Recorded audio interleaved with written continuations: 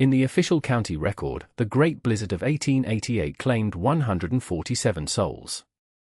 It was a storm of impossible statistics. The temperature on the plains of Prairie Ridge dropped 52 degrees in less than 3 hours. Snow fell at a rate of 4 inches per hour for 31 consecutive hours. The wind, a constant, shrieking force from the north, registered speeds that splintered the town's anemometer but was later estimated to have gusted over 70 miles per hour. These numbers, however, failed to capture the intimate horror of the event. They do not describe the way the snow was not powder but a hard, granular ice that scoured a man's exposed skin raw in seconds. They do not convey the sound of a roof collapsing under the weight of a 12-foot drift, or the silence that followed. The most haunting image, the one that would be passed down for generations, was of the Miller family, found a week after the storm broke. They were frozen solid, father, mother, and 2 small children, huddled together not 20 yards from their own front door, their hands still linked. They had made a desperate run for the woodpile and had been blinded, disoriented, and consumed by the white chaos. They became a monument to the storm's indifferent power. But this story does not begin with the dead. It does not begin in the heart of that world-ending winter.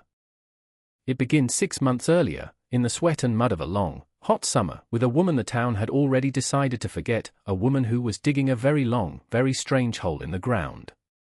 Her name was Agnes, and her lonely labor was, at the time, considered an act of profound and pitiable madness. Agnes was 25 years old, and for the 4 months since the thaw, she had been a widow.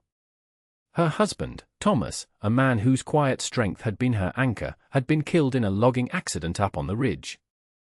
A felled pine had kicked back, a freak occurrence, and he was gone before the men beside him could even register the sound. His absence was a physical void in her life, a cold spot in their small cabin she could never seem to warm. The town of Prairie Ridge treated her with a careful, suffocating pity. She was an object of charity and whispers. They noted her youth, but they also noted her size.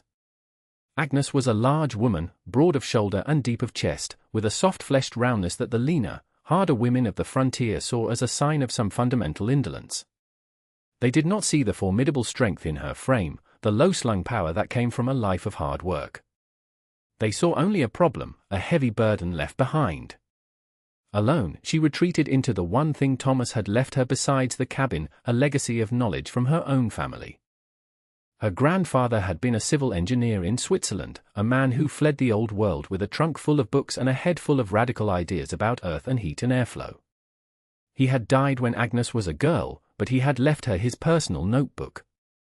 It was a heavy, leather-bound volume filled with precise, ink-drawn diagrams and spidery script. Most of it was theory, complex equations about thermodynamics and soil mechanics. But one chapter was different.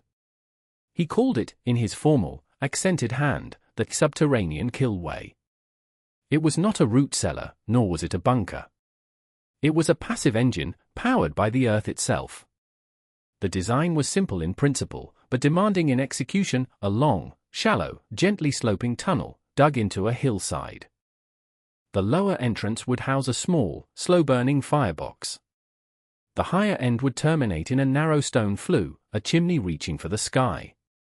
The slight heat from the fire, combined with the natural tendency of warm air to rise, would create a constant, slow, inexorable draft, pulling dry prairie air through the tunnel. The earth around the tunnel, cool in summer and warmer than the air in winter, would moderate the temperature. It was a machine for drying, designed to slowly and perfectly season green, wet wood, making it burn with twice the heat and half the smoke of wood left to cure in the open air. It was a ridiculous, eccentric, unproven idea. And Agnes, clutching the notebook to her chest in the silent cabin, decided she would build it. The work began in the unrelenting heat of July. The spot she chose was a gentle slope behind her cabin, a patch of land the town considered useless, too rocky for planting. Her tools were basic, the heavy pickaxe to break the compacted soil, a broad-headed spade for lifting, and a rickety wooden wheelbarrow Thomas had built. The first task was to mark the 60-foot length and 4-foot width of the trench, a simple act with stakes and twine that felt like a declaration of war against the prairie. Then, the digging. Each swing of the pickaxe sent a shock through her arms and shoulders. The earth was a stubborn enemy, a mix of dense clay and sharp-edged stones that fought back. But Agnes found a rhythm. She learned to use the full weight of her body, not just her arms. Her size, so often a source of silent shame under the town's gaze, became her greatest asset. She could put a force behind the spade that a smaller person could not, leveraging her mass to pry stubborn rocks loose and slice through tangled roots. The wheelbarrow groaned under the load she piled into it, its single wooden wheel carving a deep rut in the path she wore to the growing pile of excavated earth. Her golden retriever, Barley, a silent, watchful companion, would lie in the shade of a lone cottonwood, his head on his paws, observing her tireless, repetitive motions. After the first week, she had barely scratched the surface, a shallow scar on the hillside. It was then that she received her first visitor. Mr. Abernathy, the town's carpenter and self-appointed expert on all things structural, stopped his wagon on the track above her property. He watched her for a long time, his arms crossed, a look of profound skepticism on his face. He finally ambled down the slope. "Mrs.," he began, foregoing any pleasantry, "I don't know what you think you're building here, but it ain't safe." He kicked at the edge of her trench. "This soil won't hold. No timbering. No shoring. A good rain will bring this all down on top of you. That's no root cellar you're digging. You're digging your own grave." Agnes paused, leaning on her spade, sweat dripping from her brow and tracing paths through the dust on her face. She looked at the hole, then back at him. She did not argue. She did not defend her grandfather's design. She simply stated a fact as she understood it. "The earth will hold," she said, her voice flat and tired. She then turned and drove the spade back into the ground, the metallic scrape of steel on stone ending the conversation. The weeks turned into a month, and the trench deepened. It was a slow, brutal process. Every foot of depth required more effort, lifting the heavy soil up and out. When she reached a depth of 6 feet, she began the second phase, lining the walls. She did not have lumber for timbering, as Mr. Abernathy had pointed out, but her grandfather's note specified stone. She became a gatherer, walking the creek beds and fallow fields, collecting thousands of flat, weathered field stones. She loaded them onto her cart, a simple wooden sledge she dragged by a rope harness looped over her shoulders, and hauled them, load after grueling load, back to the trench. There, she laid them herself, fitting them together like a vast, irregular puzzle, using a thick mortar of clay and mud to fill the gaps. The work was painstaking, a constant cycle of lifting, placing, and packing. Her hands became raw, then calloused, her nails permanently rimmed with dirt. Her back ached with a fire that never quite went out. During this phase, she received her second visitor. Mrs. Gable, a woman whose social standing in Prairie Ridge was as solid and unyielding as the church pews she occupied every Sunday, arrived carrying a small basket. It contained a loaf of bread and a jar of preserves, an offering that was less about nourishment and more about reconnaissance. "Agnes, dear child," she said, her voice dripping with a practiced, condescending sympathy. She surveyed the chaotic scene of mud, stones, and disturbed earth with visible distaste. "We are all so worried for you. Grief does strange things to the mind. It can make a person fixate. Perhaps you should spend more time in prayer, and less time in this hole." Agnes accepted the basket, her hands leaving dusty smudges on the clean linen napkin. "Thank you for the bread, Mrs. Gable," she said, her tone polite but impenetrable. She offered no explanation. She did not try to justify the sweat and the pain. Mrs. Gable lingered, clearly expecting a confession or a breakdown, but when none was forthcoming, she departed, shaking her head with an air of righteous concern. A week later, the Reverend Michael himself paid a visit. He was a tall, severe man who saw moral failings in most forms of human endeavor. He stood at the edge of the pit, looking down at Agnes as if she were a lost soul in the depths of her own making. "The Lord provides for the sparrows and the lilies of the field, Agnes," he intoned. "He provides for his flock. This obsession, this burrowing like a frightened animal, it shows a lack of faith." He gestured vaguely at the sky. "Trust in his plan. Do not lose yourself in these strange and idle projects. Agnes paused her work, looking down at her own hands, at the map of cuts and calluses that testified to her faith in a different kind of scripture, the one written in ink in her grandfather's notebook. She looked up at the preacher, her gaze steady. "The Lord provides the earth and the wood, Reverend," she said, her voice quiet but firm. "He expects us to do the rest." By late September, the main structure was complete. The 60-foot tunnel was fully lined with stone, cool and damp and smelling of deep earth. At the lower, southern-facing entrance, she had constructed a squat, solid firebox from larger stones, with a heavy iron grate salvaged from an old stove. At the upper, northern end, she built the flue, a narrow, 6-foot-tall chimney of carefully stacked and mortared slate that poked out of the hillside like a strange, grey finger. The final, most arduous task was now before her, filling it. The entire purpose of the killway was to season a vast quantity of wood, enough to last through the worst possible winter. She had no team of horses, no hired men.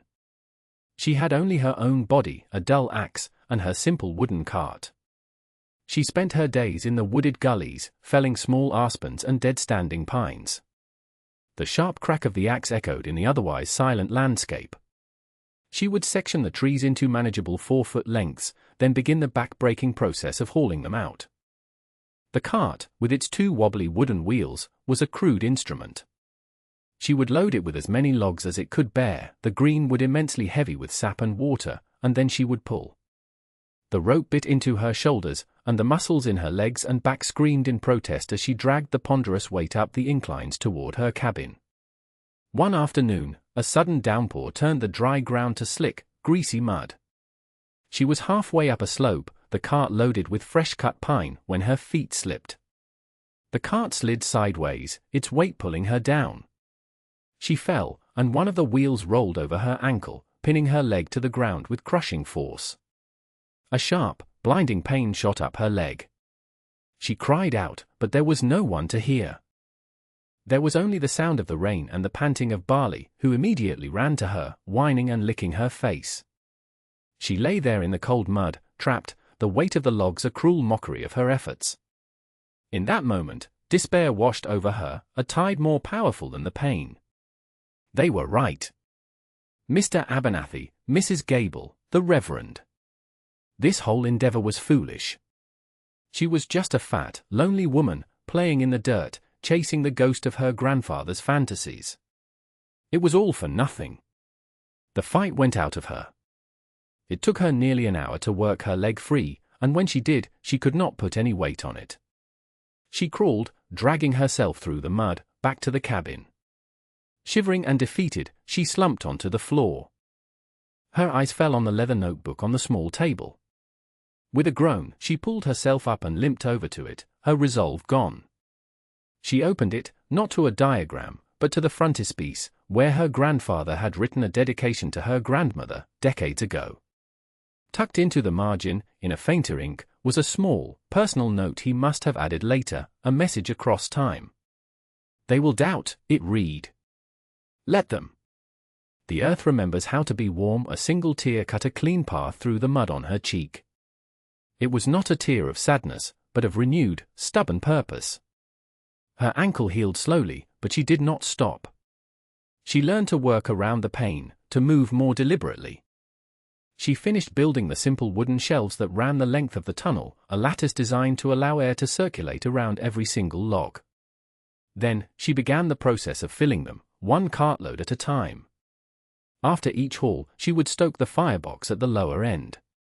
It was not a roaring fire, but a tiny, smouldering bed of coals fed with dried dung, twigs, and wood scraps. It produced almost no visible smoke, but it generated a steady, consistent warmth. Standing at the lower entrance, she could feel it, a gentle, almost imperceptible current of air being pulled into the tunnel's dark mouth. When she walked to the upper end, she could hold her hand over the flue and feel a plume of warm, humid air escaping, carrying with it the moisture being baked out of the wood deep inside. The system was working. The interior of the killway became a different world. The air was thick with the scent of curing pine and damp soil, a smell of life and potential heat. A fine, misty condensation often beaded on the stone walls, evidence of the water being drawn from the logs. Day after day, she added more wood, stacking it neatly, methodically filling her subterranean pantry. The town, for its part, had moved on. Her project was old news, a summer's folly that had faded with the changing leaves. They saw the wisp of smoke from her cabin's main chimney and assumed she was simply keeping house. Her strange, secondary flue on the hillside went largely unnoticed, dismissed as part of her eccentric housekeeping. Her isolation became complete once more. But one crisp October afternoon, she received an unexpected visitor. It was Finch, an old trapper who lived a solitary life in the hills and rarely came to town. He was wiry and weathered, a man who spoke little and saw much. He was tracking a fox when he cut across her property. He stopped, his gaze fixed on the slate chimney on the hill. He walked over to it, sniffing the air coming out of it. He looked down the slope at the firebox entrance, then back at Agnes, who had stopped her work to watch him. He didn't mock. He didn't question. A slow nod of recognition was his only response. "My people did something like this, back east," he said, his voice a dry rustle like autumn leaves. "For smoking hides. Keeps the damp out." Smart, he gave another curt nod and continued on his way, disappearing into the trees. It was not praise, not charity, not a sermon. It was a simple statement of fact from a man who understood the fundamental principles of survival. It was the first and only piece of validation she had received, and for Agnes, it was more than enough. The first snows of November were gentle, a picturesque dusting that delighted the children and signaled the coming of a cozy, domestic season. The town of Prairie Ridge settled into its winter rhythms. But the old-timers, the ones like Finch who could read the subtler signs, were wary. The squirrels had been frantic, their caches overflowing. The geese had flown south weeks earlier than usual. The sky, even on clear days, had a hard, metallic sheen to it. Then, on the morning of December 22nd, the change began. The day dawned unnaturally calm and strangely warm, a weather-breed sky of an unsettling, bruised purple hue. By noon, the temperature had dropped 20 degrees. By 3 in the afternoon, it had dropped another 20. The wind began to pick up, a low moan from the north that carried the first stinging pellets of ice. This was day 1. Day 2, the snow began in earnest. It was not the soft, fluffy snow of a winter postcard. It was a dry, blindingly white curtain of granular ice, driven horizontally by a wind that now screamed like a banshee. Visibility dropped to 0. A man could not see his own hand in front of his face.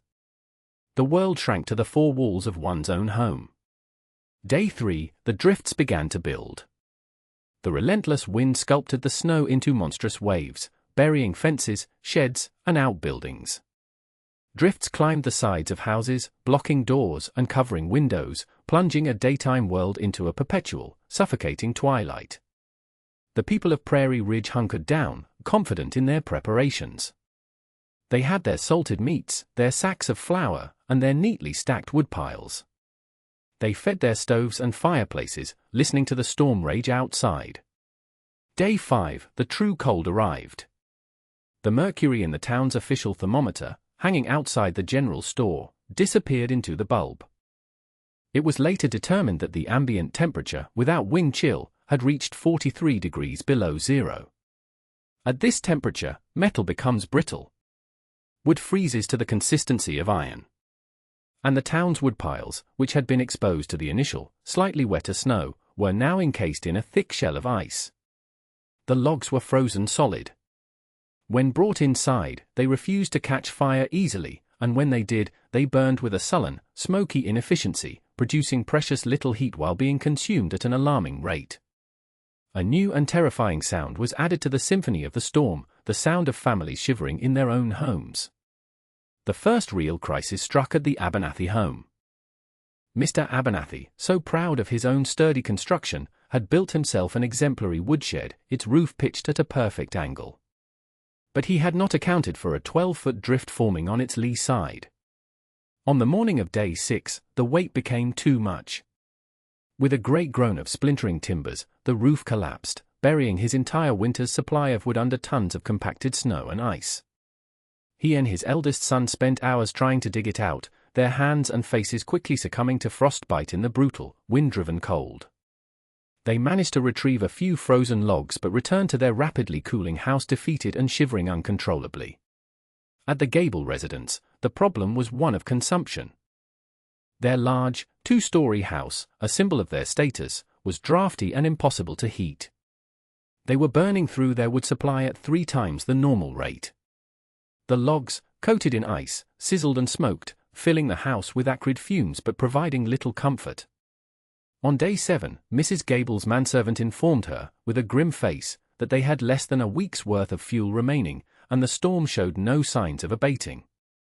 In the town's small church, Reverend Michael attempted to hold a prayer service, but the cold was so intense that the few parishioners who braved the elements could see their own breath as they prayed.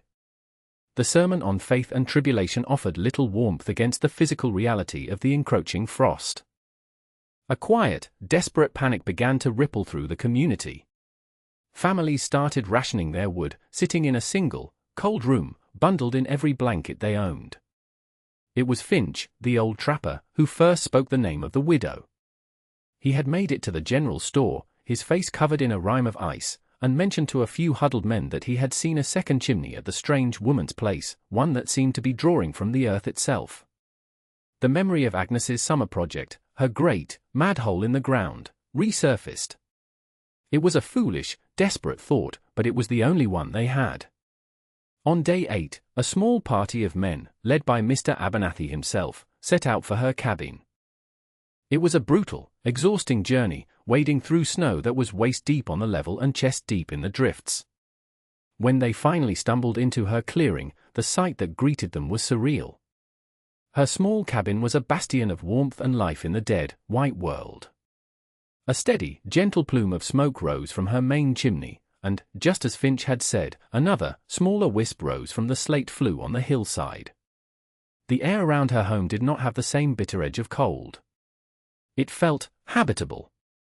Agnes opened her door to the half-frozen men huddled on her doorstep. Their faces were masks of snow and ice, their beards frozen solid. She saw Mr. Abernathy, his pride shattered, his hands wrapped in clumsy bandages. She saw the fear and desperation in their eyes. They did not have to say much. Their shivering spoke for them. "We need wood," one of them managed to stammer through chattering teeth. "Ours, it won't burn." Agnes looked from one face to the next. In this moment, she held all the power. She could have demanded an apology. She could have demanded payment. She could have reminded them of their mockery, their pity, their dismissal.